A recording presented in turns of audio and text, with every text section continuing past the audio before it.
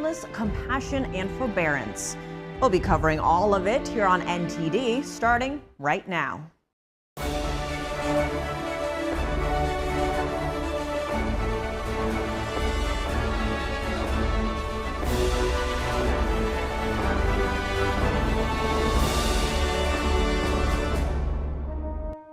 Thank you for joining us for this exciting day. We are just moments away from this momentous occasion. This parade is celebrated right here in New York City and around the world every year. It's a beautiful occasion.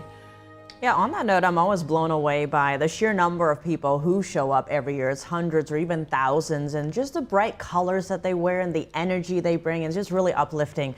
We're so excited to have you here with us. I am Tiffany Meyer with my co-host Stephania Cox. And here in studio with us, we have David Jiang, host of China Insider. He'll be giving us China insights and some live translation. So David, thank you so much for joining us. And what does this parade mean to you, given that you do cover China? Well, thank you, Tiffany and Steph, for having me. And this parade really demonstrates the perseverance through all of the hardships that we've seen over the past 20 plus years. And they're showing us why they're standing still strong in Manhattan today. It's a great point. And on that note, we are going to give you a little bit of background on this parade and why it's happening. So today, thousands of Falun Dafa practitioners are participating in this parade here in New York City. Yeah, the parade shines a spotlight on this meditation discipline that's rooted in traditional Chinese culture. It's called Falun Dafa, or also Falun Gong, and right now around the world there is a great emphasis on freedom, and this parade respects and honors this faith-based group, which began in China and is now practiced around the world. Falun Dafa is a traditional self-improvement discipline that includes meditation exercises. The practice is based on the principles of truthfulness, compassion, and forbearance. And May 13th this year marks the 32nd anniversary of Falun Dafa being introduced to the public in 1992. And since then, it quickly gained widespread appeal for its moral teachings, but also health benefits, spreading to over 150 countries around the world. But unfortunately, this peaceful practice has been facing brutal persecution in its country of origin at the hands of the Chinese regime since 1999. So the parade today also aims to bring to light the suppression of human rights that has happened to the Falun Dafa practitioners inside China. Now, David, we would love to have your insights on this, and I'll be getting to that shortly. But to begin with, could you just lay out for our viewers who you are and what you do? Yeah, so I host a program on YouTube called China Insider, where I look into the key important social issues and political issues of the day, Falun Gong's persecution being one of the most important issues of this decade. And I think that's why we're here to focus on that today. Great. And so just regarding the persecution that we've brought up, and this group, what's something that people out there may not know about this group?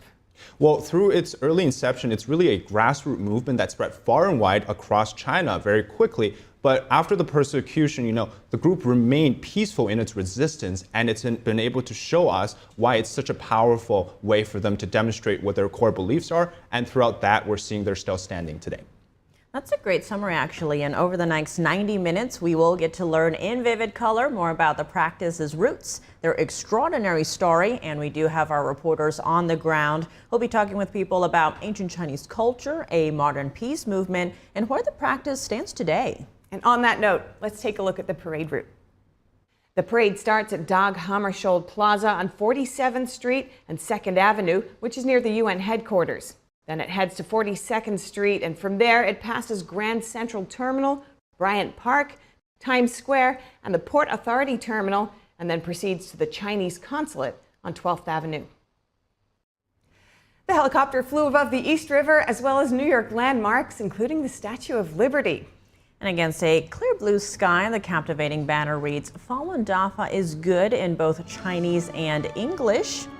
This is from practitioners of this meditation discipline, hoping to celebrate the anniversary of Falun Dafa and to spread the message of their peaceful practice to the world. And also this week, some of you in New York may have caught sight of this helicopter here. I don't know, did any of you see that? I did see it, actually. You on saw my it, way home. amazing. Yes, what a sight great. that must have been. Yeah. It really is, given that it did have those bright colors and very eye-catching, and that it had text in both Chinese and English. I think just that alone would stand out. Exactly, yes. So next up, one of the main features of the celebration and the parade today is the Tianguo Marching Band. And our reporter actually caught up with some of the band members to learn more about what they do, but also why. You can see the parade here already beginning, some gorgeous banners. Steph, that's actually what we're seeing is a formation called the taiko drum. Now, it looks similar to a Chinese drum called the Tang Dynasty drum. You see that the beer keg shake actually provides a lot of great sound. And this drum traditionally was used in Japan to ward off this evil spirits, as well as provide this restoration of righteousness. And so it's used in a lot of ceremonies, and it's often used in parades like this to show this amazing and very strong sort of vibe that they're giving off. And so we see this group is actually from the Northern Academy up in upstate New York, and it's a great sight to see. Such a beautiful energy there. And there you have another bright sign saying Falun Dafa is wonderful. Again, bringing home that this is the 2024 World Falun Dafa Parade here in New York City. Now, I want to just add one point about Falun Dafa. When it started to spread in China back in the 90s, one of the key aspects of it was that it was really at a moment where China was in a void of needing to fulfill its sort of spiritual and moral values. And when the Falun Dafa's core characteristics, truthfulness, compassion, and tolerance, came out as the message, that's really resonated with a lot of people. Yeah, this is such a good point, and that really speaks to the energy that you can see of, such bright colors, the blue, this bright yellow, and of course we have here the Tianguo marching band, which soon we'll get to listen in on as they get closer. But so Tianguo, for those of you who don't know, it means celestial in Chinese. David, is that right? Is it a good translation? Yeah, there's also another one I like to say. It's called heavenly, which, the idea here is to demonstrate, I think, a core of Chinese culture, which is the associations to divinely inspired culture of its past and its history. And a lot of the Chinese heritage are actually founded on that idea.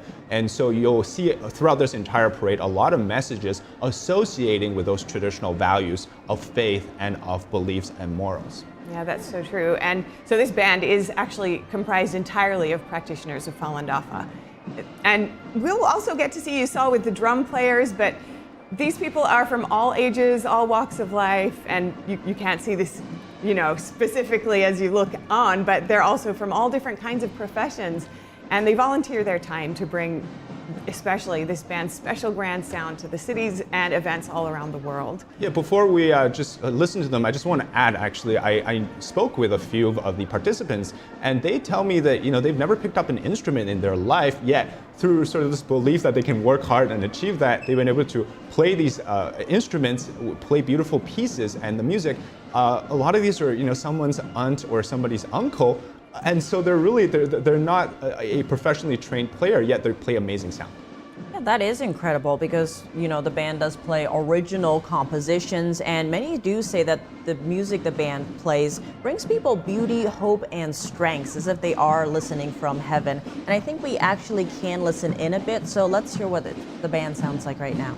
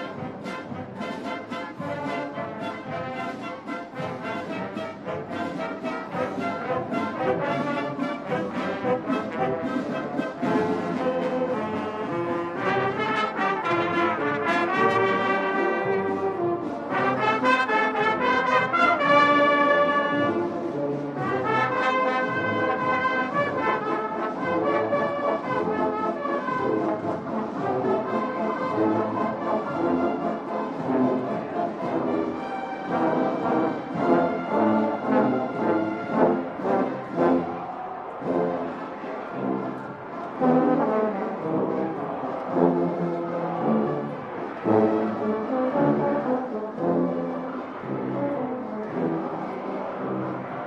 there it is. That was a beautiful sound. You know, they march in step with each other so tightly. They're really cooperating, you can see, and they just feel like, you know, one piece, don't they? You know, with the sound, but also the visuals. And it really reminds me that, you know, marching bands have this connection, deep kind of connection with military bands.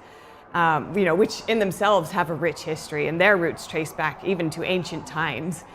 So, you know, it's like these musical ensembles have evolved into sophisticated units. But what have we got here? Oh, another new banner. That's a lot of Chinese. David, what can you tell us about what we're seeing on screen? Yeah, Steph, so today is also the founder of Falun Gong's birthday. So all these practitioners here, it seems like they're wanting to celebrate the birthday, but also just to attribute to the personal development that they've gained and benefited from over the years. And so the banner here reads that, teacher, you have worked hard, thank you. And this vertical one here reads World Falun Dafa Day, and this is to congratulate and to wish the founders happy birthday.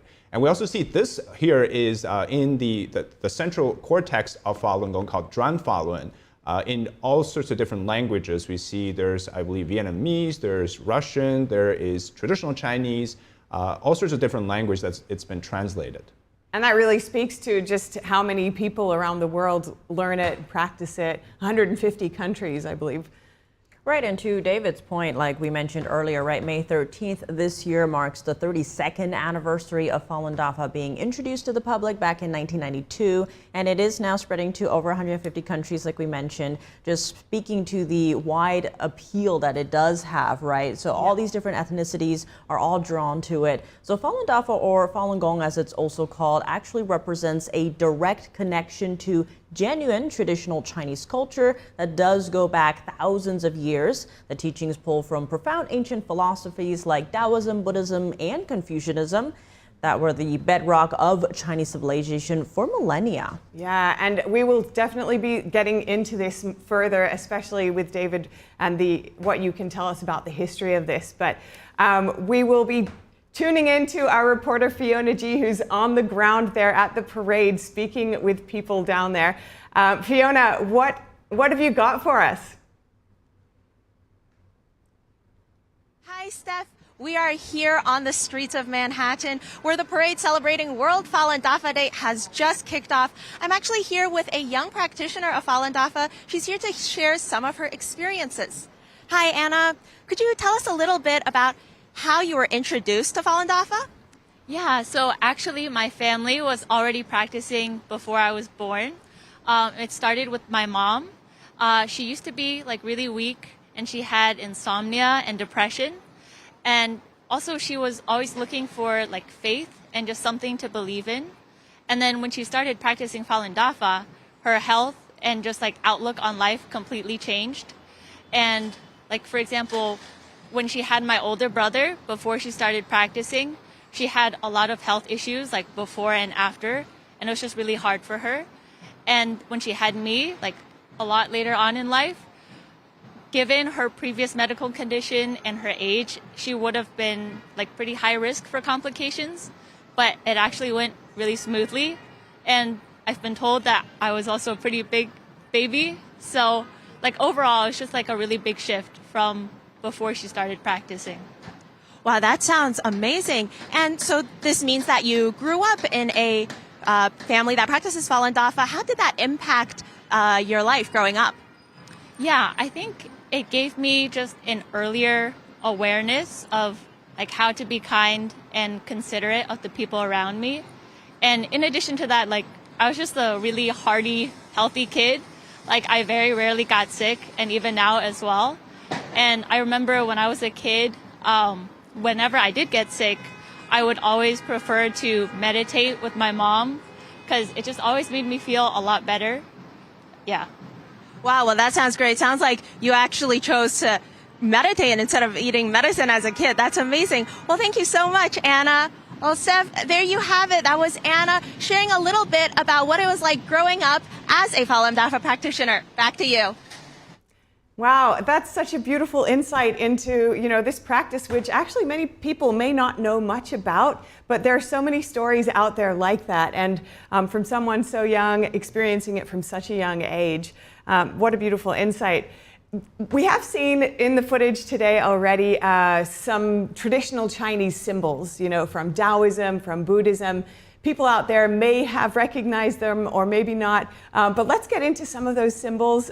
One of them looks a little bit like the swastika, but of course it's been around for much longer, thousands of years, yes. And to many people throughout Asia, the meaning of this symbol is really something else entirely than...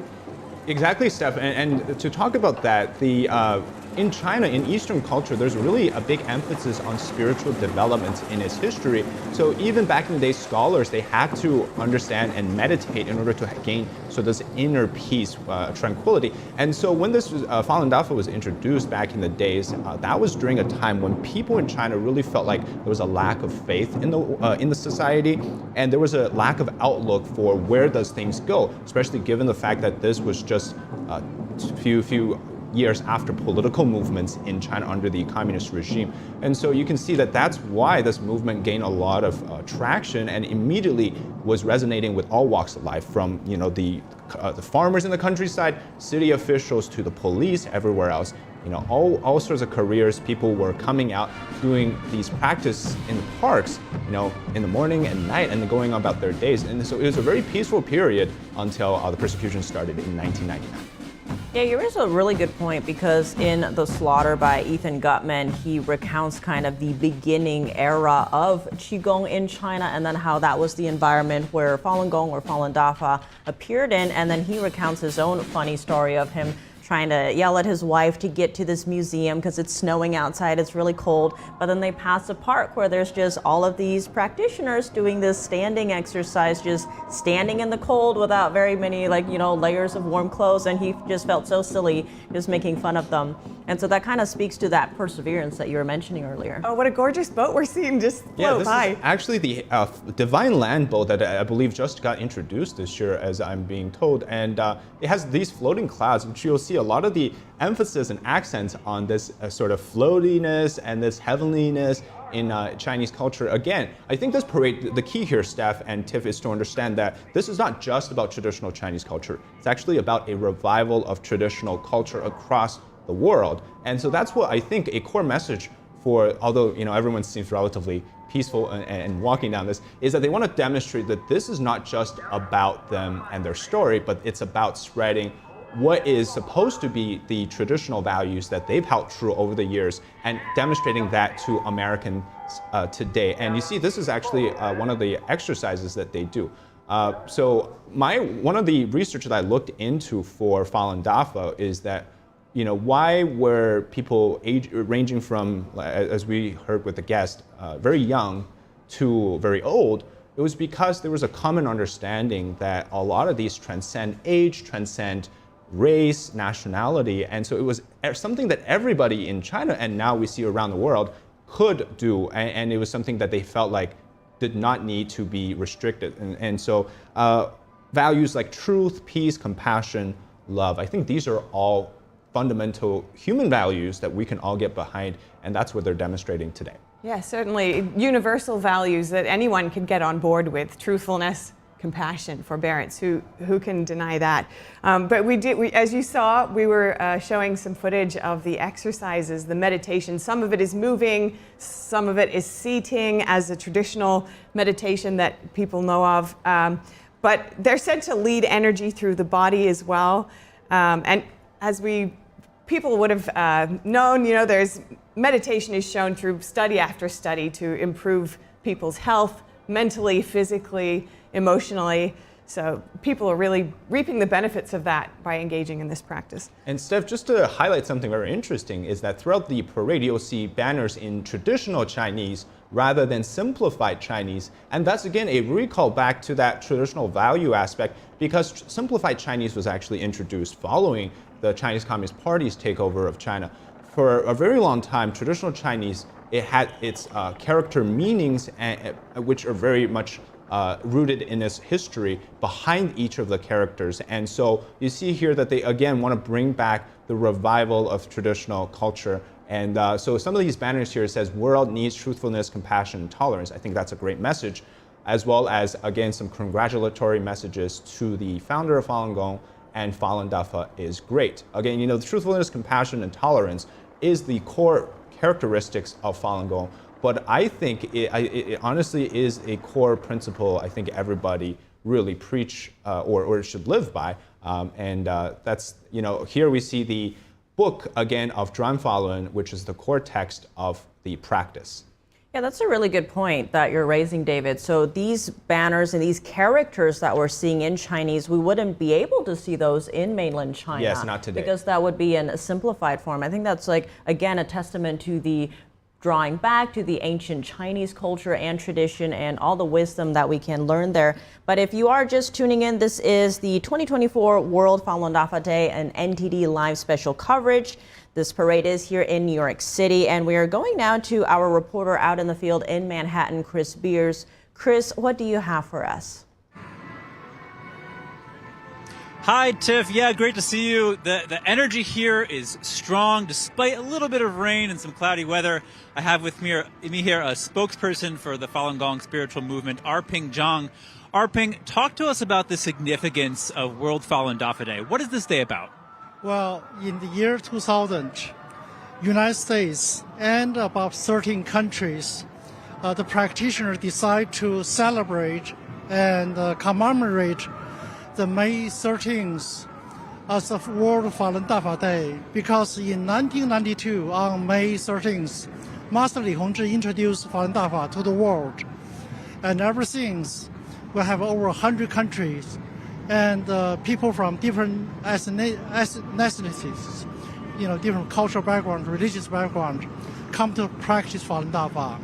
And Zhuan Falun has been translated into 40 languages. So we decide to show our appreciation for the master, and it so happened to be his birthday as well. So we want to celebrate this special day. And it's been 24 years that Falun Gong practitioners in New York, you know, carrying on with activities, parades like this. Yeah, tell me about that. You've been in the U.S. practicing Falun Dafa. You were saying before since 1994, is that correct? Yes. Back in 1994, there were only a few Falun Gong practitioners. We didn't even have a practice site. And all of a sudden next year, we started organizing. There were two sites. One's at the University of Michigan, one's at Atlanta. Basically, the Falun Gong in the United States started with the Chinese students.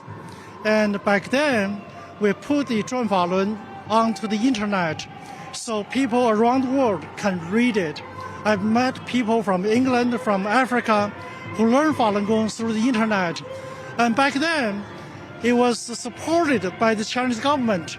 And the Chinese Consulate General in New York helped organize the first experience sharing conference here as a part of Chinese culture introduced to the West. And when I was a student at Harvard, I went to MIT, which is nearby. We have a Falun Gong clubs there, and students from different countries, professors, academics, and so it started on the university campus in the United States. Now it's into every sector of society now. And talk to us about how does Falun Dafa spread so naturally? Why does it spread so naturally like that? Well, I think the value, the principle of truthfulness, compassion, tolerance, really, is a universal value. So everybody embrace it. And in addition, the 5 gentle exercise really help improve people's well-being, not just physically, but mentally. So it's been very popular. And now we have over 100 million people around the world. Incredible. Well, Arping Jiang, spokesperson for Falun Gong, thank you so much for your time today. Back to you guys at the headquarters. Chris Beers, thank you for that. That was an incredible story again from this Erping that we just heard from, kind of recounting how the practice started in America, not just in China, right? Exactly. And one thing I really wanted to highlight was that something he said was interesting, that it started on school campuses.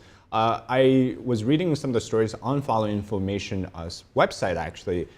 They were saying that back in the days, a lot of these university researchers, very scientific people, they started to organize their own collegiate clubs and practice sites. And so it made me wonder, you know, what really drew this all sort of walks of life to come to this practice. And like Erping, Mr. Zhang had said here, I believe it is on those core values. And this parade here, you see that symbol. So Steph, I think you mentioned that, right? The symbols here in the middle, that's not a swastika symbol. It's actually one of the most important symbols of the Buddhist school. You'll see this in a lot of the ancient temples in China, in East Asia.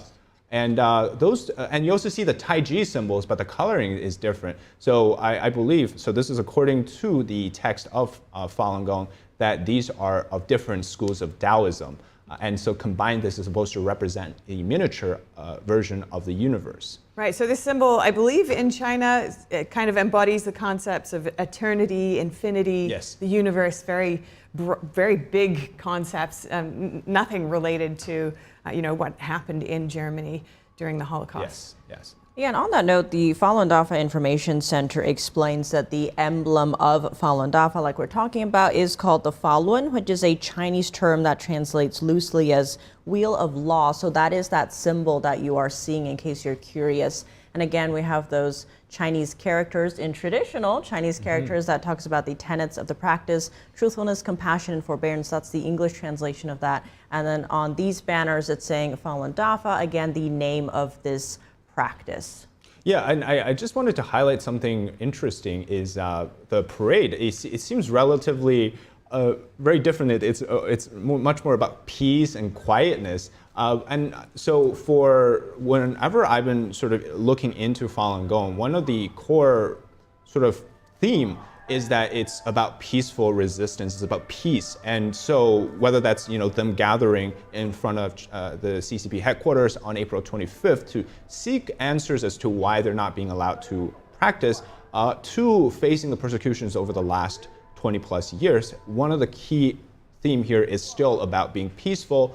And that's really, if you look at history, some of the most important movements have been done peacefully. So I think that's really important to note here, is that peace is what's been driving them to persevere through the hardships. And the practice itself, as I understand it, is really about spiritual cultivation. The resistance part, or the peaceful resistance part, is really nothing political. It's more about telling people what's happening to their own people within China, the abuses that have been coming perpetrated against them inside China. But the practice itself is really just this spiritual growth cultivation practice.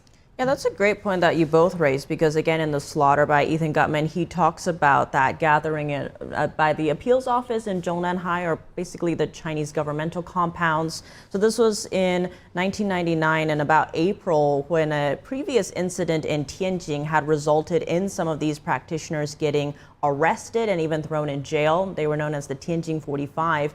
And so people were going to their local appeal offices being like, release them, they didn't do anything bad, we're cultivators, even some of you practice, you all know about this. And they're like, we can't do anything, go to Beijing. So what happened was 10,000 practitioners all went to Beijing, and they were just standing there outside of these appeal offices in the capital, basically, of China.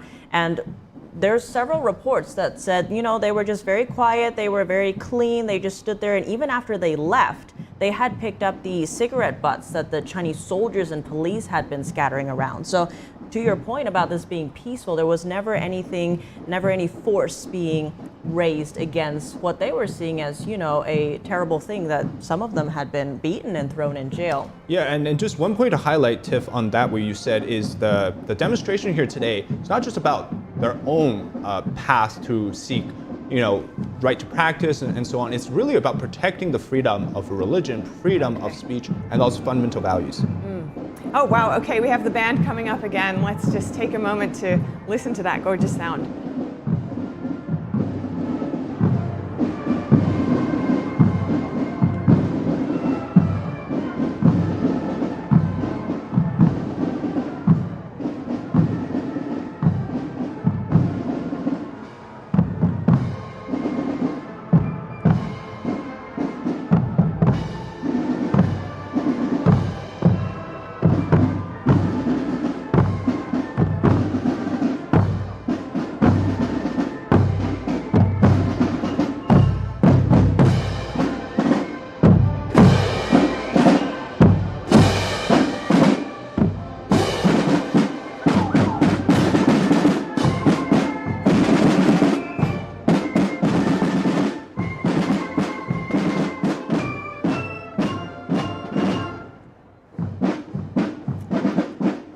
Wonderful. So in time, so unified.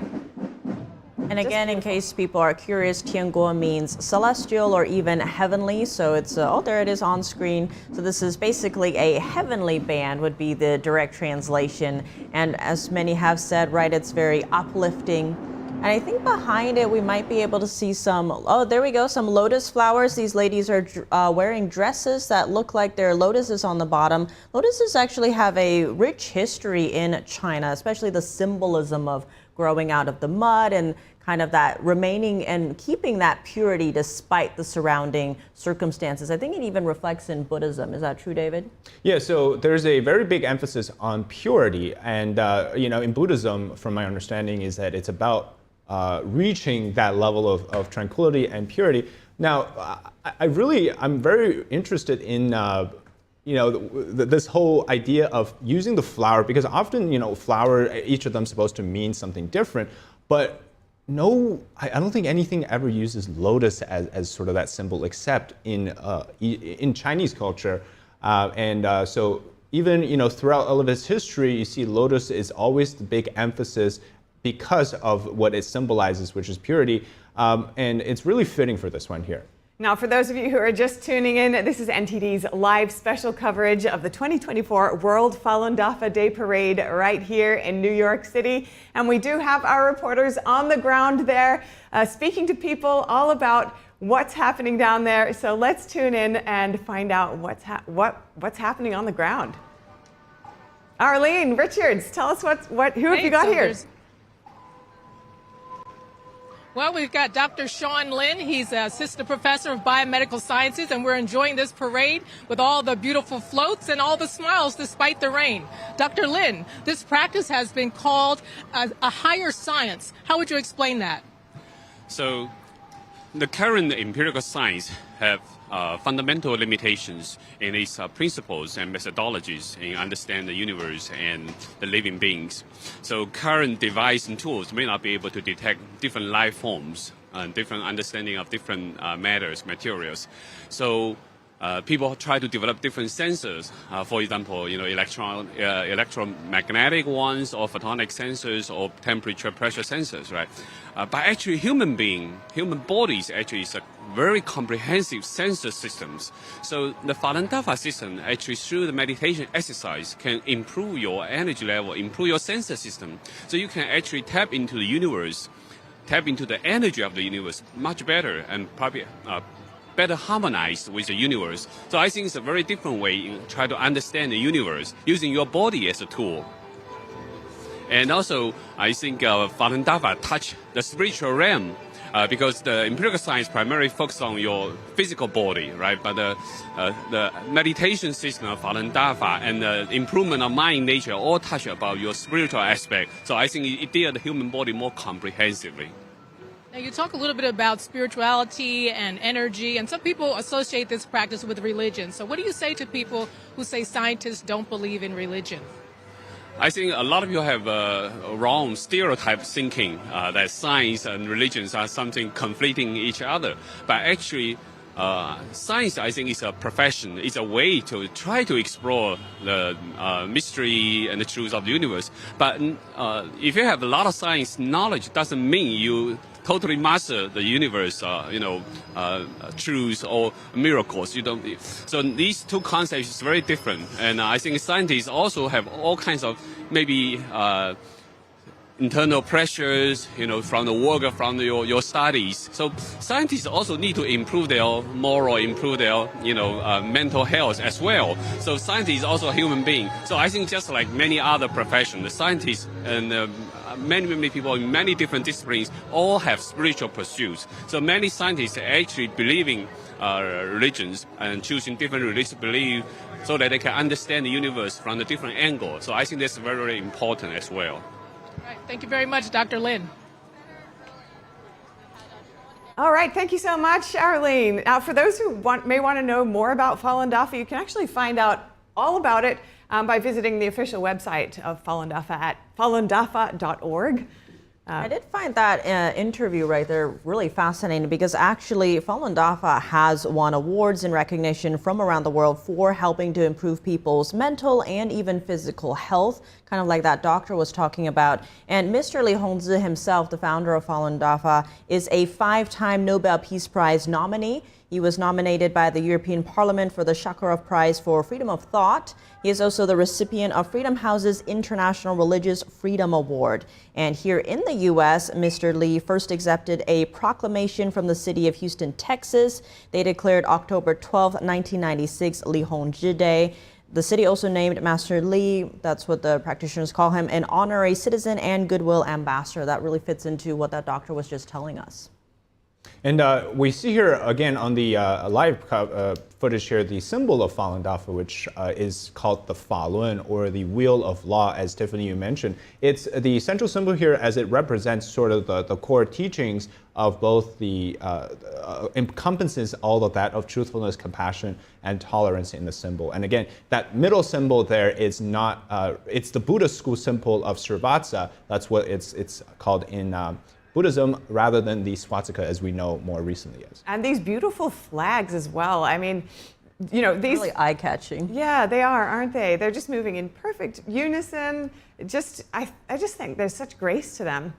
It's even quite mesmerizing, the way the flags are moving. And actually, these flags are an integral part of Chinese warfare back in the day, you know, to help rally and inspire the troops. So they have that kind of cultural significance as well.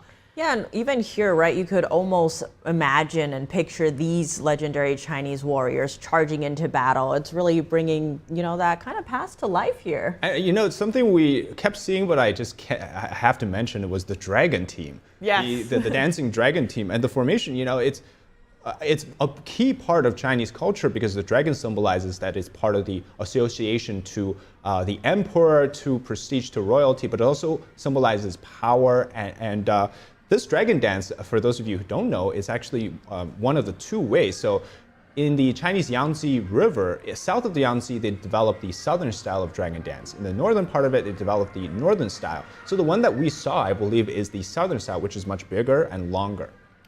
That is really fascinating because, you know, dragons are quite important to Chinese culture. Chinese people themselves see themselves as being descended in some ways from this mythical creature. It seems like it has a lot of relevance and symbolicness in this culture. Exactly, and so in this parade we saw, so now what we're seeing is actually the call for stopping the forced organ harvesting of Falun Gong practitioners, which is something that's been happening in China since the early 2000s. Now, as we understand, Tiff, in 2006, there was an independent report by two Canadian human rights lawyers, David Mattis and David Kilgore, that really explored and investigated into this issue, which we'll talk more about. But now you see the lions with another dragon. So the lions and the dragons, they're often used in important ceremonies in China. So whether that's with a wedding or a sort of state affairs, etc., throughout its history, lions are shown as this, it's much smaller than the dragon,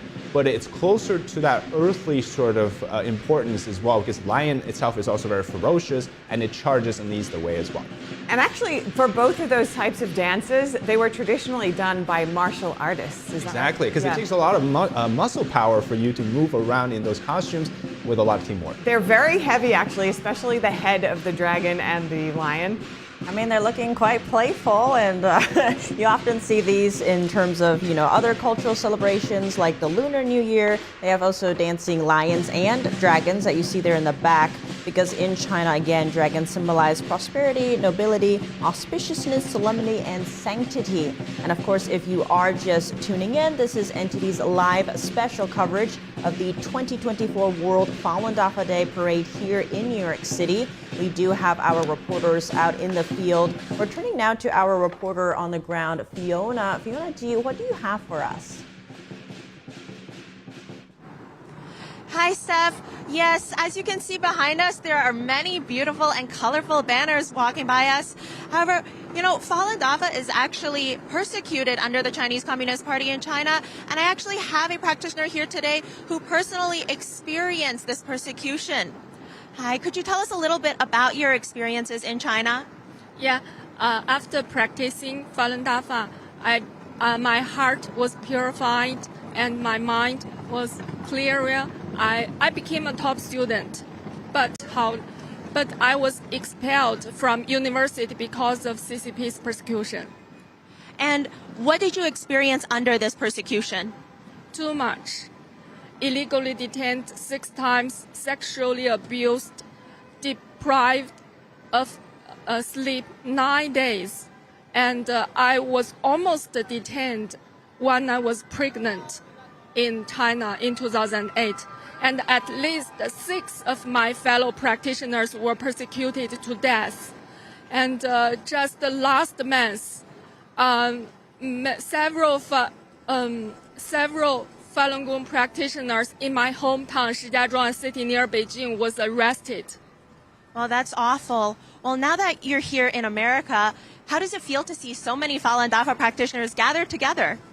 I'm very happy that I'm in a society, freedom of belief, and we can celebrate Falun Dafa Day together and publicly. What's can't happen in China. Yes, and Shane, I know that you've been working to try and help these individuals in China who are being persecuted. How has that been going? Oh, so in my hometown, there are 2 practitioners, Tang Lirong and Zhao Ji. They were persecuted because of their faith. In order to save them, I tried to reach out to our representatives. In this free nation, I learned that I can write to our Senator Kirsten Gillibrand and to get her attention on the persecution. Wow, sounds like you've been doing quite a bit to try to raise awareness. Now here today at this World Falun Dafa Day parade celebrating the anniversary of World Falun Dafa Day, what do you want to say to the audience? Today is the Falun Dafa Day, so we gather here to celebrate it and the values of freedom we couldn't have in the CCP China. Therefore, I hope the persecution could end soon and everyone in the world could enjoy the freedom. Thank you. And just a quick question, what has your own personal experience been like learning Falun Dafa? Oh, it's after learning Falun Dafa, I became peaceful and helpful to my body, and my body's situation just become better and better. Oh, that sounds wonderful. Mi Xiaozheng, back to you. Just a quick question. What differences have you noticed now that you're here in America? How does it feel to be in America? I feel I can freely practice Falun Dafa, and in this society, it's totally different from China. Because I just want to say thank you, Master, and Falun Dafa is great, and CCP stop persecution. Yeah, and what do you have to say to the audience watching this right now, watching this parade right now? What do you want to tell them? Come to learn Falun Dafa. It's very great. It's good for you. Very good benefit for you. Well, yes, as you hear, it seems that Falun Dafa has brought a lot of benefits to a lot of people. Unfortunately, it is still being persecuted in China. However, it seems that practitioners of Falun Dafa still bring a message of peace, hope, and strength to the rest of the world and are doing their best to spread awareness about it. Back to you, Steph. Wow, incredible. What a hopeful, uplifting story there. And so touching, because this is the story of so many people. Yeah, and as we heard from the interview and as we see on screen, this is the second section of the parade with the theme of stopping the persecution of Falun Dafa, also known as Falun Gong. In this part, Falun Dafa practitioners are holding up banners that you can see displaying both to show the severe persecution they've faced over the past 25 years since 1999. A long time. So former CCP leader Jiang Zemin launched the persecution on July 20th, 1999, to try to wipe out Falun Dafa completely. You know, he saw Falun Dafa's belief in truthfulness, compassion, and tolerance as a threat to the Communist Party's control. Exactly. Steph, you're seeing on the screen right now, these are actual direct messages to tell individual provincial or even local level officials to release some of the Falun Gong practitioners still being detained in China. And the banner on the left here on your screen reads to advocate and to voice for global, for international groups to stop the CCP and to stop the persecution. And again, I think this is a part where they're also asking for the stop of the forced organ harvesting still happening in China. And I just want to highlight one point here. In the interview, I thought was amazing that she mentioned how now she can enjoy those fundamental freedoms in America. So it tells you Falun Gong practitioners are the first hand they've experienced what communism and the amount of evil that it has brought to the Chinese society, and now they're actually coming to warn Americans about protecting those same values that they now hold so true and dear to their heart. And just a little bit more detail about this persecution inside China. It's estimated that hundreds of thousands and maybe even millions of people, of Falun Dafa practitioners, have been detained in re-education through labor camps, prisons, and other detention facilities just for refusing to renounce their spiritual practice. And even perhaps 5,000 or perhaps more have been persecuted to death. So it's been a brutal 25-year campaign of suppression. The regime itself used everything at its disposal to target this group with police, courts, media, even using people's workplaces to try to force Falun Dafa practitioners to give up their beliefs. But as we just heard, as we can see here, people have really stood by what they believe in, which is, I think, something that everyone around the world can really appreciate. It really begs the question, what makes someone, after 25 years of this persecution, still being able to come out and to celebrate this practice, and after going through all of those trauma with their families? Because what we heard from the interview just now, it's not a 1 in a million case that they're facing this type of experience. This is actually a representative of thousands, if not hundreds of thousands of families in China who went through this type of experience, being detained, being persecuted, jailed for their beliefs. When they say that they're not going to stop believing in truthfulness, compassion, and tolerance, what happens is an entire government machine runs full force to stop them. Now, let me just tell you one point that's really important, Steph, which is that the CCP does make Falun Gong its #1 target to attack, both inside China and overseas, as well as the former leader Jiang Zemin, who launched this persecution, stated that he will systematically destroy Falun Gong practitioners' body, spirits, and finances, just to show you how much of this regime really does not want Falun Gong's messages to be around. Yeah, and on the note of the interviewees that we heard from talking about even warning America, right, that they don't want this to come here. Recently, we just saw that Russia has detained some Falun Gong practitioners. That says they're working, as in Russia, is working quite closely with the Chinese regime in terms of the war in Ukraine. We also just heard that some practitioners were detained in Serbia just for 24 hours because Chinese regime leader Xi Jinping was visiting that country. And so that again lays out how we often hear of the long arm or transnational repression of the Chinese Communist Party. This isn't just happening inside China. It's all these countries that are working with it. Those freedoms of belief could also come under threat by the Chinese regime, even around the world. Exactly. Now we're seeing this banner, which is very interesting. The message reads, "Quit Chinese Communist Party." And to stop the persecution on the left, and to, this is the end of the CCP on the right, which is interesting because I believe we'll be covering about the Quit the CCP movement very soon. But just a brief idea of what that is, it's a movement that started after the introduction of a really good book called The 9 Commentaries of the Chinese Communist Party, which systematically outlined all of the issues and all of the evils of the CCP. After that, people in China started to voluntarily quit from the party. You don't have to exit the membership, you don't have to publicly announce it, but it's about that you no longer believe in the ideology, the lies and the propagandas of the CCP. And I think that's really important. Yeah, actually on that note, if you go to toidang.com or Quit the CCP website itself, it talks about how it allows Chinese people to quit the CCP organizations they joined in the past.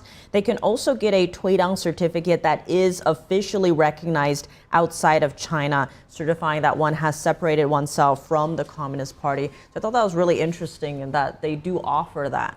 So some of the slogans you're now seeing on these banners, the end goal of communism is to destroy the world, as well as, I think this one's very interesting, it is to end the evil Chinese Communist Party, which is, it makes you wonder why this movement is gaining traction, because now 430 million Chinese people have quit from its 3 organizations, the Party, the Youth League, and the Young Pioneers. It is because Chinese people really are waking up to the evil of the CCP. And you can see those numbers of how many people, 400,000 or more, I think, and counting, on the Tuidang website, and also some of the names of those people on the Epoch Times Chinese version of that website, as they've been collating those names. But we'll get back to this. For those of you who are just tuning in, this is NTD's live special coverage of the 2024 World Falun Dafa Day Parade right here in New York City. And we have our reporter Arlene Richards on the ground, speaking with people down there. Arlene, what have you got for us? We've got Leo Tim. He's the China news editor at Vision Times. Leo, how was Falun Dafa connected to Chinese culture and this parade? So in traditional Chinese culture, there's a deep vein of these spiritual traditions and this belief, this overarching belief that man and heaven are one. So what Falun Dafa does is it really it's a revival of this belief, this idea that through spiritual cultivation, man can really elevate himself to the level of the divine. This is why in the 1990s, before it was persecuted by the Chinese Communist Party, Falun Dafa was so popular. Over 100 million people were practicing it. And what is the impact of these values, truthfulness, compassion, and tolerance, in society today? So as we see in society today, there's so much division, so much political strife, division, everything, with this huge influx of information that we've never had before in history. It's so easy just to be just be carried along with this giant trend, and so with people practicing truthfulness, compassion, and tolerance, really improving themselves from their inner self, I think it can do a lot to really bring back the social harmony and the societal values that we used to have. Speaking of societal values, I think that this practice has had a social impact around the world. What can you tell us about that? Yeah, so as we know, in China, it's not just Falun Gong that's being persecuted right now. It's the Uyghurs, it's the Christians, ordinary people under the zero COVID, the draconian zero COVID campaign. So also, not only that, the Chinese Communist Party is stretching its trying to expand its authoritarian and malign values all around the world. So by resisting the persecution in China, Falun Gong practitioners in China or all around the world, as we see here today, we're actually resisting. We're helping to bring an end to this tyrannical Communist Party. Thank you so much, Leo. Thank you. Good luck. All right, thank you so much, Arlene. Wow, just seeing another. So much passion coming from this young man, of course, stemming from his own experiences and seeing those of his relatives and friends going through this. And I do want to say that earlier I had quoted 400,000, but it's actually 400 million people have quit the Chinese Communist Party. And this really isn't about politics, though, because it's also not about overthrowing a government. It's more of a spiritual revival, this Tuidang Quit the CCP movement, because really, as you mentioned earlier, people inside China and those following this practice are trying to get back to their traditional roots. And inside China, they see this communism as a foreign influence that isn't really who they are. Exactly. China is before the Chinese Communist Party took over in 1949, had a long history of Chinese culture, but somehow systematically it was ended in 2 decades under the CCP after the 1970s. And so it just shows you that the CCP or communism is not a part of Chinese culture. It is actually a foreign entity to Chinese people. That's a very important message because China, before communism, is what's really China. And today, the CCP has capitalized, co-opted the gloriousness and also the history of China to justify its own doings as if it is a representative of the CCP. So this is very interesting. That picture you just saw there is a stone carving from China that is a natural, I believe it was part of a meteor that they has now become a tourist destination. On there, those letters are carved as the Chinese Communist Party will end. But in the CCP propaganda, they skip the end part. They just said it is Chinese Communist Party, which, or you could say it will perish. So in Chinese, it says 中国共产党亡. And I just want to add one point on this is that he mentioned how these Falun Gong practitioners are demonstrating, again, what's happening around the world. A lot of these evil doings are because of the CCP. And Falun Gong practitioners has been the first and very vocal about the issues to try to get people to understand that the CCP is evil. Right here, we're seeing on screen how it says help end genocide in China. Recently in the news a lot is this term genocide, but what are they talking about here? Well, particularly with Falun Gong, the persecution itself, there is the issue of forced organ harvesting, which in many cases, the method of execution itself is the forced organ harvesting. And now practitioners are jailed and they're detained in many cases because they are a organ donation source for organ tourism in China. So in the early 2000s, the investigation revealed through independent calls into Chinese hospitals that Falun Gong practitioners in a large number were being kept, and then you have organ tourism into China where you can basically get an organ transplant within a week or two. That number is unthinkable to most countries. Somehow in China, you're able to do that. Yeah, that's a really good point, because there are estimates from multiple separate independent reports that do indicate hundreds of thousands of Falun Gong practitioners may have been killed in order to extract their organs to help facilitate this organ transplant and even tourism industry that you are seeing in China. And there is a combined update of the work of famous doctors Kilgore Matus and also the investigative reporter Gutman called Bloody Harvest. An update, and this was published in 2016, and they are estimating that the Chinese Communist Party reports about 10,000 organ transplants per year. They found the actual transplant volume is 60,000 to 100,000 per year. This is since 2000, so that gives an idea of the scale that we're talking about here. Yeah. And it really comes down to, in some ways, what the Chinese Communist Party is doing. What's their motivation? Trace it back to the money. These organs are worth a lot of money. It's horrific to think of, but you know, the least expensive transplant, which could be, for example, a kidney, costs around $70,000. And some other organs can cost up to $500,000. And people flying from around the world coming to China just to have a transplant to try to save their lives, probably. But what is the true cost here? Exactly. And Steph, just so you know, before 2015 in China, there was not a state organ donation system, meaning that the numbers for data or the number of transplants being done in the hospitals before 2015 did not match the number of official registered donors of organs in China. That alone is very suspicious.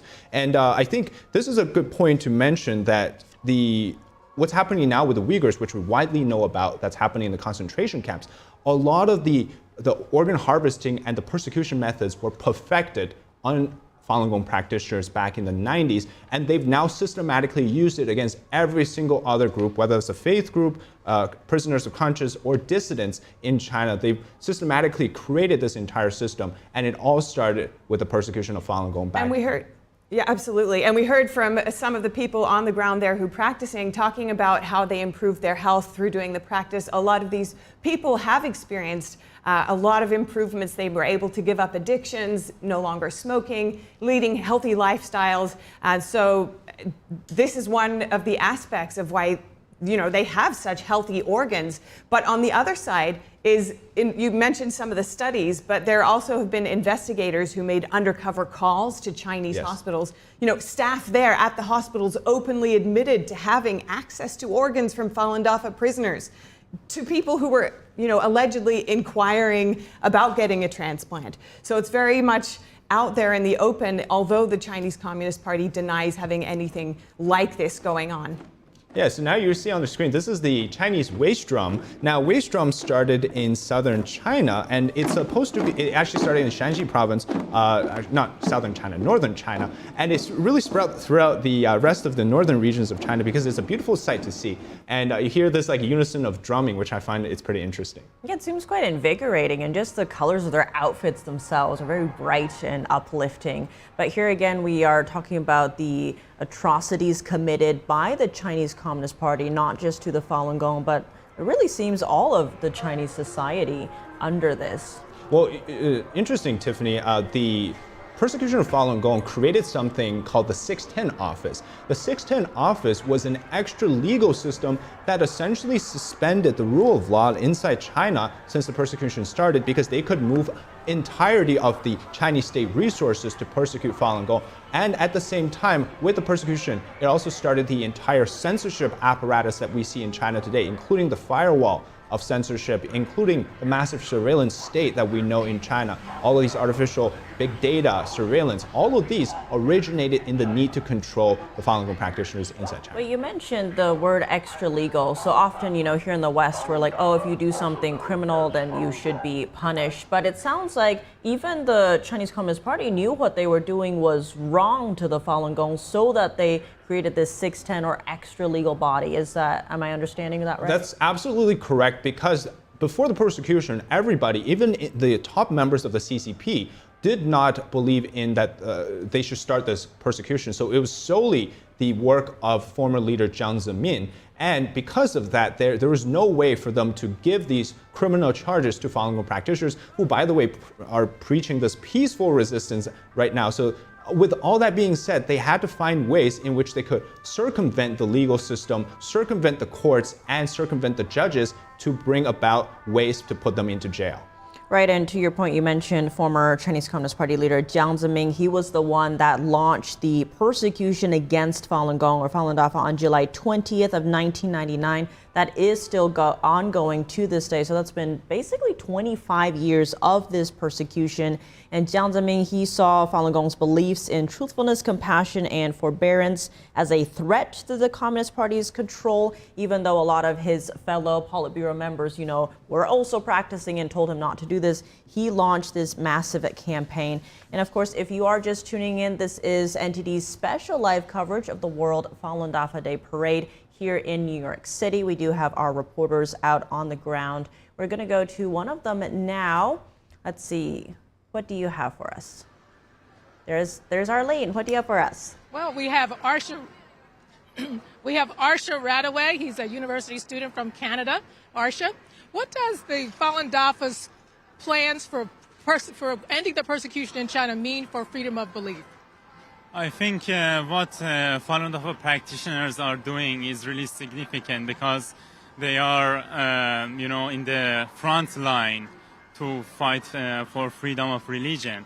And it's really a fight between goodness and evilness. And with the CCP being the symbol of evilness, I think it has done a very, very evil persecution of Falun Gong. It's very unprecedented in the human history what has happened to Falun Gong, and this persecution and forced organ harvesting is still happening in China. I think it's the worst human right abuse that has been happened in the history so far. So I think what Falun Gong practitioners are doing is very significant.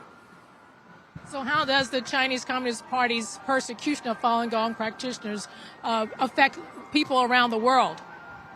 So I think what CCP is doing is not only harming its own people, but also trying to, infiltrate other countries, other free nations. So it's very important that we speak out and we try to make awareness. That's why we are here to tell other people, the people that maybe do not know about what's happening in China, so we can have a bigger impact and make awareness about what's happening in China. Now, what motivates you to continue this fight to stop the persecution? You are a practitioner from India, and yet you're really working hard to stop this persecution in China. What motivates you?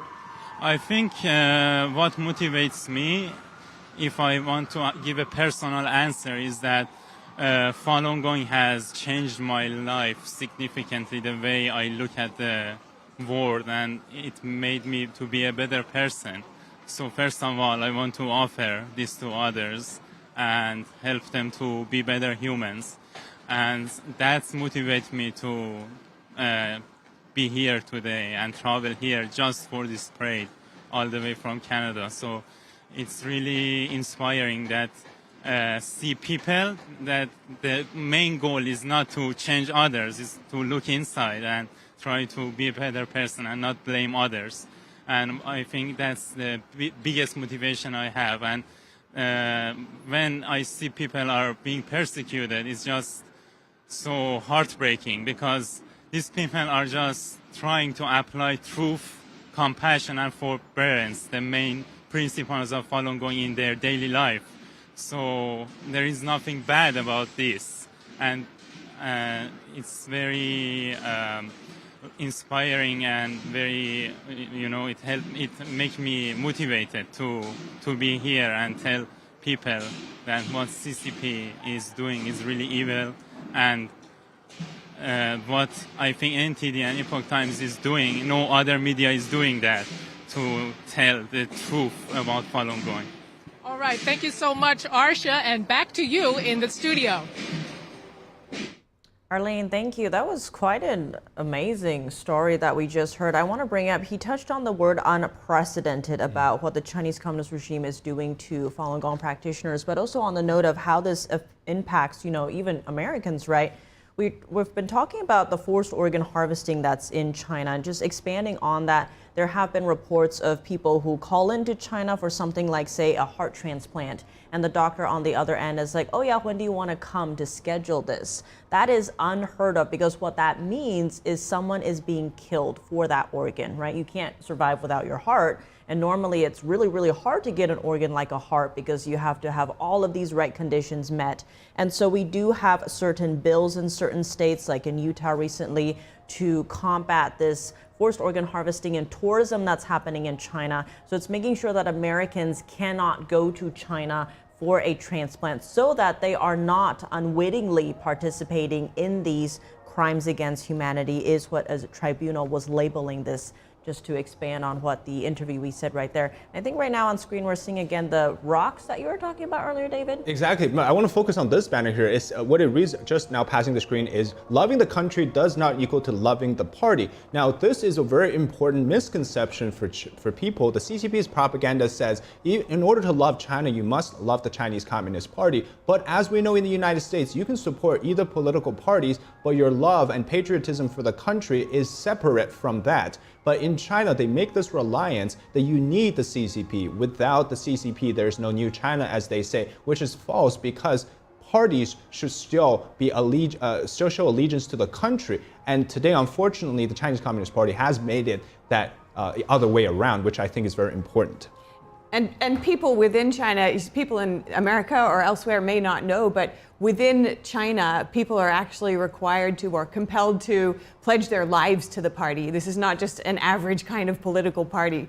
Totally, Steph. When I was younger, the first thing you do joining first day of elementary school is they take you into a classroom, swear allegiance to the communist flag, raise your right fist, and then they put you on a red scarf for the rest of the school. And so throughout your life, you're brainwashed into believing that the party is like your own family, and in turn you must do everything to protect, defend the party, and which it goes from the elementary to junior high, high school, all the way to college until your adulthood, which then, if you're lucky enough, they will invite you into the party membership. And what you're saying about treating the party like your family, this goes even further back to the Cultural Revolution, and where actually the party turned people against their own family. Exactly, that's a great point. Now, people versus people was the core of the Cultural Revolution, which is also why that goes back to why people started to practice after, was because they suffer so much mentally, emotionally from having to fight their neighbors and their own families during the Cultural Revolution.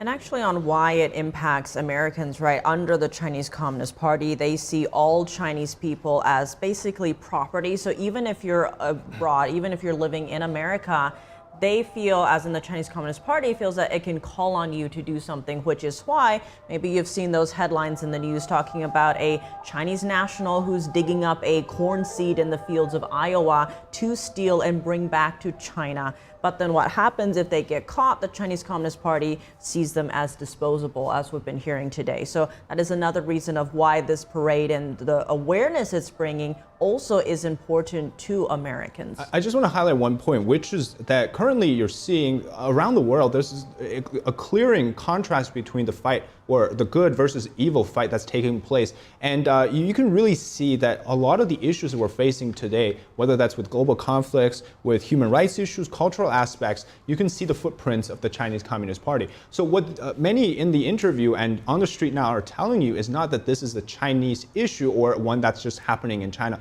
This is a global issue. The Chinese Communist Party has used its tentacles or claws to reach into every aspect of American society around the world. And what we're doing here with the protest, the parade, is to show that aspect that the danger is at our doorstep and is not just with China, but everybody around the world against the CCP. I think that's a really good point, because as we're seeing here, it's talking about the 9 commentaries and telling the Chinese people, but also the world, to wake up to the threat of the Chinese Communist regime, especially, since the pandemic and how that impacted the entire world. And in case you are just tuning in, this is NTD's live special coverage of the 2024 World Falun Dafa Day parade here in New York City. We're coming to you live from our studio in New York as well. And we do have our reporters out in the field, in the ground in Manhattan. One of them is Fiona G. Fiona, what do you have for us? Hi, I'm here with another practitioner of Falun Dafa. His name is Elliot. He's also got some interesting stories to share on how he came to learn about Falun Dafa. Hi, Elliot.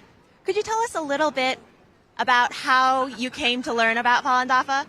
Absolutely.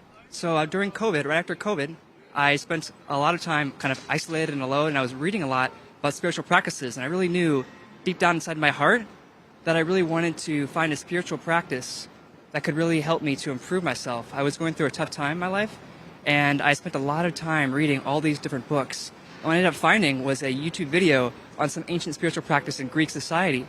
And in the comment section, there was a link, and that link linked to a book. It's called Zhuan Falun. And I opened that book, and it was a very emotional moment for me, because I remember opening that book and reading it, just the opening words, Dafa is the wisdom of the Creator. And just reading that, and just felt like I had found something deep in my heart that I was looking for a long time. And since that day, I've been practicing Falun Dafa, and I feel like my mind and my body have been purified. My whole life, my whole worldview has changed. I feel like a different person. Wow, yes, you say that you feel like your life has changed. Can you elaborate on that? Yeah, I mean, before I found the practice, I was anxious. I was kind of isolated. I really felt like I didn't really collaborate with people well. And now, since then, I feel like I'm more confident. I'm more open. I feel like my relationships are a lot better, and I feel like a whole different person. Yeah, and in terms of relationships with family, with colleagues, with friends, how has that changed? Yeah, I remember I worked at Amazon for a few years. I remember there was a moment in time where I actually had a relationship, had someone was yelling at me during a meeting. I remember before the practice, I would have got upset. I would have felt like, man, why is this happening to me? Why is this person yelling at me? But after finding the practice, I stayed calm and I stayed composed. I tried to be as compassionate and kind as I could be. And after the meeting, people came up to me and said, wow, you handled that so great. You handled yourself so confidently. And I really felt like before that, I would never be able to do that. Wow, that's amazing. And what have people who know you, what have they said about your changes after you started practicing Falun Dafa? Oh, they said a lot of things. They said that I really put my heart into my work. That I really try to be a better person everywhere I am. They really seen a lot of changes in me. That's amazing. And has practicing Falun Dafa changed your outlook on life in any way?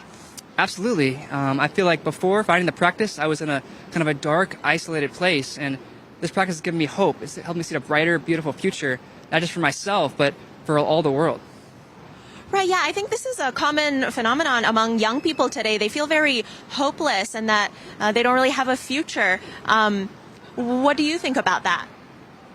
I think a lot of people right now, especially, middle-aged men my age, a lot of them feel isolated and alone like I did. In college, it's really hard for me. I felt like I was kind of isolated and needing kind of a big environment. And this practice has given me a family. It's given me people that I can be around. It's given me a lot of great things. Well, that's great, Elliot. Thank you so much. Well, Tiff, it looks like the parade has passed us here already, but the parade will continue going past Times Square and to the Chinese embassy. Back to you. Fiona, thank you. What an incredible and uplifting story that was. Yeah, absolutely. And there are so many of those, as we've heard earlier. So many people had their lives transformed.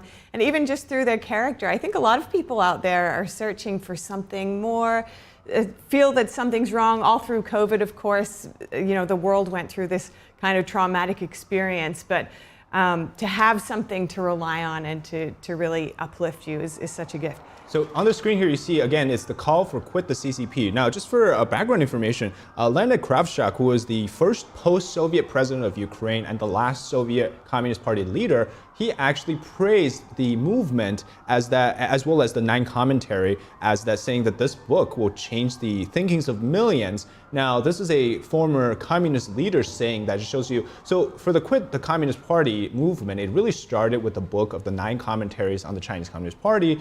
And after reading that book, it really was almost like a life-changing experience for me and my understanding of the CCP, even though I was born in China and had lived some of that experience. Right, and so we keep bringing up the Nine Commentaries. So this is published by the Epoch Times. This was in 2004, and it exposed the Chinese Communist Party's long history of human rights abuses against the Chinese people. And after that, we're now talking about Tuidang, right? So after that, the Epoch Times website started getting all of these letters from readers saying that they wanted to renounce their membership in the CCP and its organizations. So in the beginning, the Epoch Times started compiling these statements, and now there are over 400 million names posted on their website of people who have renounced the CCP. And you can also see some pretty engaging video versions of the Nine Commentaries on YouTube and other websites. I just want to highlight, maybe audience watching this might be thinking, what can this movement do? Are you actually quitting from the membership? Well, what's important here is to understand that this movement in its core is to reject the ideas and the propaganda of the CCP. Even if you live in China today, we've seen that at the end of 2022, there was a white paper protest in China. It demonstrated that people stopped believing the lies of the CCP. And in fact, I'll give you an example. There was a senior Chinese diplomat named Chen Yonglin. He defected to Australia after having spoken against for the Chinese Communist Party. And it shows you that people can change, and that if a Chinese diplomat can do that, ordinary Chinese people across all lives, after hearing about what the CCP has done, and that's really what awakened them. And so when you start to have that, and if everybody in China stopped believing in the CCP, I think that's the beginning of the end of the Chinese Communist Party. And yeah, in case people are curious, if you go to Tuidang, or the Chinese version of Quit the CCP, that's what that word means, you can get a Tuidang certificate that is officially recognized outside China to say that you have renounced the CCP. So this movement is for Chinese people who have signed up or, joined the Communist Party or its affiliated organizations. But what does it mean to Americans or others? So before I mention that, I just want to translate some of the banners here. A lot of this actually sent messages saying that we need to reject the CCP, restore the original China before communism. Now, Steph, to answer your question, this movement is not just for the Chinese people. In my view, it is one that everybody can get behind, because as I mentioned, a lot of the issues that's happening around the world, especially issues Americans face every single day, is because of the Chinese Communist Party. There's overcapacity issues. They're not really doing anything on climate change, on fentanyl. Now, so rejecting the CCP for Americans is of same. Obviously, you're not in China, you don't have a Chinese Communist Party membership, but it doesn't mean that you don't. You can also follow the same idea of rejecting the CCP's lies and deception. And here we have the waist drums again. Look at those lovely outfits and the lovely colors and just the amount of energy that they have. I think we can listen in a little bit.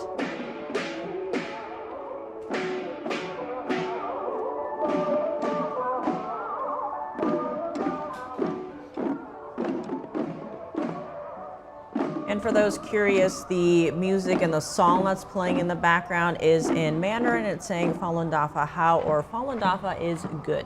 Exactly. The waist drum team, usually, actually, again, Steph, you mentioned, in ancient time, it's performed by men because it's martial, and there's also the artistic side as well. So now we see with the women's version, it's more of the artistic expression of that. And also a note to the diversity of people who practice Falun Dafa as displayed here. As you said, they're somebody's auntie or uncle. You can see elderly people, even the very young, right there in the parade. Right, because right now inclusivity and diversity are buzzwords, and it looks like this parade is also including and celebrating that. Well, just one point to mention, Falun Gong, like I said, was a grassroots movement because it really transcended, nationality, societal levels, prestige, all of these things. And it's like, if you want to practice, you can just come and practice. Right, and again, if you are curious, you can read and find a lot more information on falundafa.org, I think, and then all the books that have been shown and mentioned can be read there for free as well. So in case you are curious and want to know more information, there's also the Falun Dafa Information Center if you also want some shorter summaries of, any questions you might have about all the different things we've covered. So those are also great resources. That's true. And if you're curious about this movement to quit the CCP, that website is tuidang, tuidang.org. And we do see some more footage here of the parade as it continues.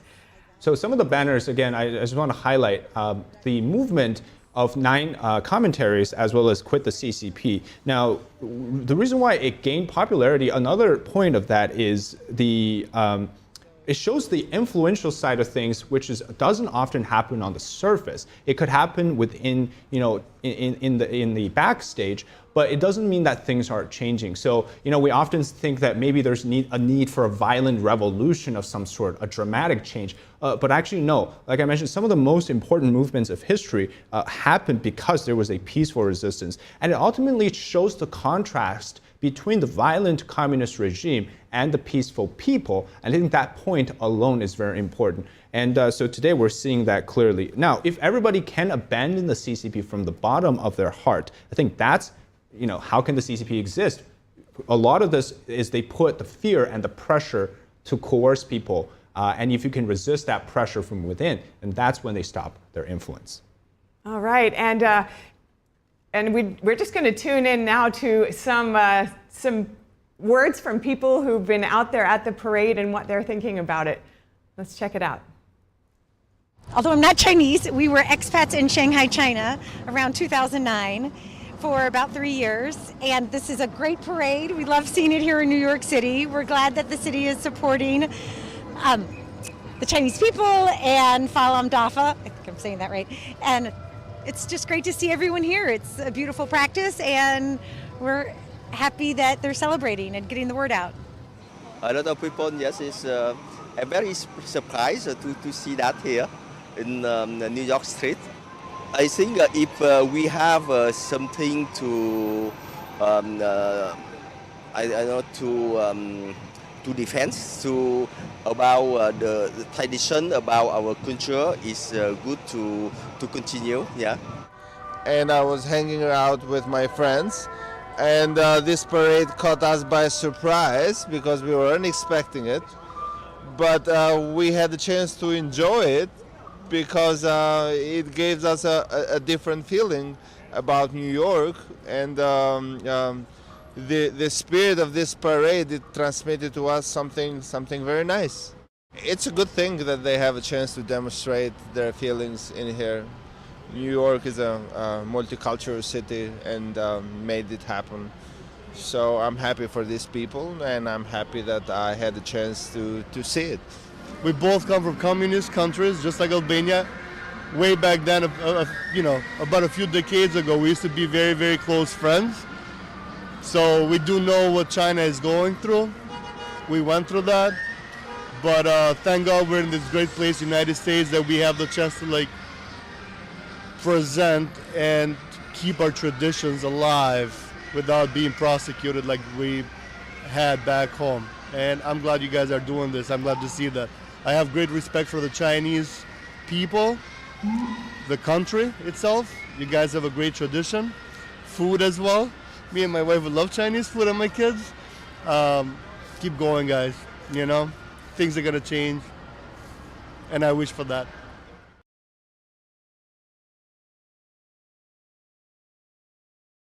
To the spirit of a lot of people around the world, and I think a lot of people, especially since the pandemic, have been seeing the Chinese Communist Party in a new light. And also, as I've been watching and being part of the news throughout that period, there's a lot more talk about the distinction between Chinese people and the Chinese Communist Party or the Chinese Communist regime, which you heard one of the watchers of the parade here just mentioning as well. So I think that's a really worthwhile point to bring up. Yeah, I think it's also good that people start to ask questions, particularly after COVID started, which is where did this virus come from, and you know, what is the relationship to China, to Wuhan, and all of these things. I think a lot of people after the COVID-19 situation really started to think otherwise. You know, why is it that there is a regime in the world that is capable of doing this, and what is our relationship to that particular regime? And so I think it's a good chance for people to ask those questions, and I hope we can provide some of the answers. But for people out there, it's a really good opportunity to learn about why are there people, you know, dressed in yellow, in bright blue, talking about the danger of the Chinese Communist Party to not just people in China, but to Americans, to all those around the world.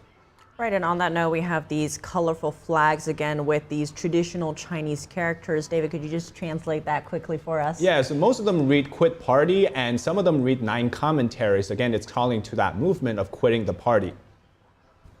As well as I see behind that, this is very important. It says that the CCP is the most evil virus most evil virus scourges the world.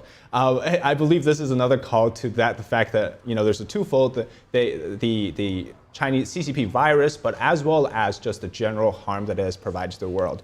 And you can really see this everywhere communism has gone. You know, there's a lot of talks today in America saying that we need more education on the evils of communism. I know Florida has been a very big focus on that, but it's really true. I think a lot of people know about the horror and the terror of Nazi Germany, but many people know about what communism has done to the world. Well, that's right. And as you mentioned, we've been speaking a lot about the 9 commentaries, and that was a series of editorials published by the Epoch Times. But more recently, the Epoch Times published another series of editorials called How the Specter of Communism is Ruling Our World. And that really speaks to this issue that you've mentioned, that, you know, we can all see various ways that these ideas have infiltrated daily life and political life and all kinds of aspects of life around the world. But you can see here beautiful families coming along, having their place in the parade, making it out here even though it's a little rainy today and overcast, but still making the time to come out and share their practice with the world. It also does really make the colors pop despite the cloudy conditions we're seeing today in Manhattan. I think one point about 9 commentaries is that this year marks the 20th anniversary of the movement. Again, it started back in 2004. It just shows you that a lot of things take time to accumulate, but just as our understanding of with the CCP, it also takes time. But now I'm very grateful and very happy that many Americans are waking up to that as well. And of course, as conflicts intensify both domestically and on the world stage, many people are searching for signs of hope. But for me, this parade is one of those reminders of the impact that courage and perseverance can have in the face of seemingly impossible odds. We've just heard so many stories of people pulling through so much. The lady earlier who said that she was almost detained while she was pregnant, and there certainly have been people who've been detained while they were pregnant. And the kinds of troubles that they face in detention are really horrific too.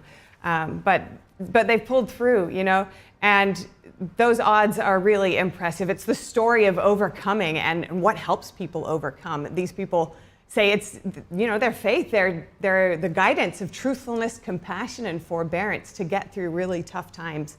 And even though being targeted for elimination, who would have thought, even in this day and age, there are people being targeted for elimination. Genocide is a true term for it. And this is, of course, by an authoritarian regime, and it's been going for nearly a quarter of a century, and yet they've prevailed even to this day. And as more revelations come out about the Chinese Communist Party's many methods of transnational influence, infiltration, and suppression, which you can continue to learn more about here in our reporting on NTD, this day has really been a real reminder to cherish the freedoms that we do have. Yeah, that's right. And this speaks to what you were saying about why it matters to Americans. We're all, and to people around the world, of course. We're based here in New York City, but to people around the world, we're all so intertwined and interconnected. So to keep those freedoms for the ages, you know, forging ahead, holding tight in our own way to those universal values of truthfulness, compassion, and forbearance, that's such an inspiring message, I think. But David, how do you feel after watching today's parade? Any last thoughts you'd like to share? Well, with everything, you know, it's always good to see that there's a fight here for those fundamental values. Okay. Yeah, absolutely. Thank you so much, David. It's been great to have you all here with us today. This has been NTD's special live coverage of the 2024 World Falun Dafa Day Parade right here in New York City. Thank you for joining us. I'm Stephanie Cox. And I'm Tiffany Meyer. Stay here for more beautiful parade footage, which will continue live streaming, and we will see you shortly for more original breaking news coverage.